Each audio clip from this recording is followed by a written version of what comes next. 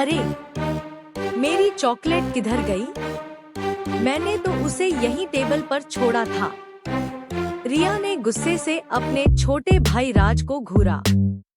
राज, जो अपने खिलौनों से खेल रहा था, हैरान होकर बोला, नहीं दीदी, मैंने नहीं ली। झूठ मत बोलो।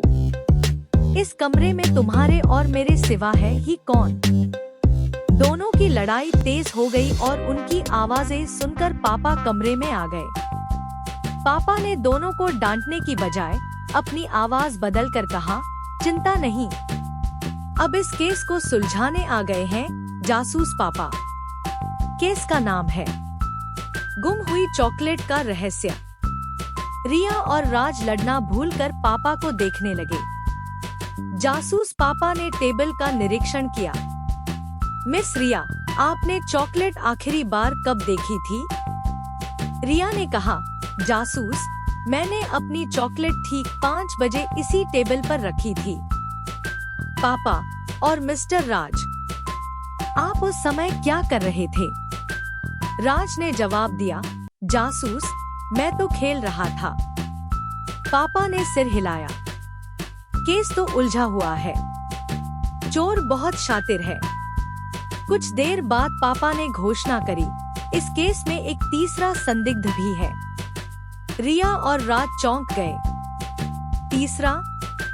पापा मुस्कुराए और कमरे से बाहर गए। जब लौटे तो उनकी गोद में घर का छोटा सा पपी चीकू था और चीकू की नाक पर चॉकलेट का एक छोटा सा दाग लगा हुआ था। पापा ने बताया, असली चोर ये है जिस पर कोई संदेह ही नहीं कर सकता। असली चोर को देखते ही रिया और राज की हंसी छूट पड़ी। क्यों, है ना मजेदार? क्या आपके घर में भी कोई ऐसा ही प्यारा सा चोर है?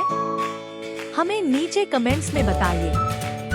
और हाँ, ऐसी ही मजेदार कहानियों के लिए हमारे चैनल को लाइक और सब्सक्राइब करना मत भूलिएगा।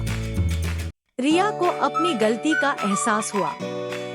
वो राज के पास गई और बोली, मुझे माफ कर दो राज, मैंने बिना सोचे समझे तुम्हें चोर बोल दिया। राज ने तुरंत मुस्कुराकर उसे गले लगा लिया।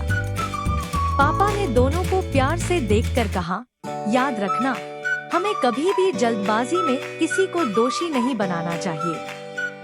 हमेशा सच जानने की कोशिश करनी चाहिए। ऐसी और कहानियाँ सुनने के लिए चैनल को सब्सक्राइब करें, इस वीडियो को लाइक करें, आगामी विशेषज्ञ टिप्स के लिए तैयार रहें। अपने सुझाव नीचे टिप्पणी में दें। नानी की नई कहानियाँ।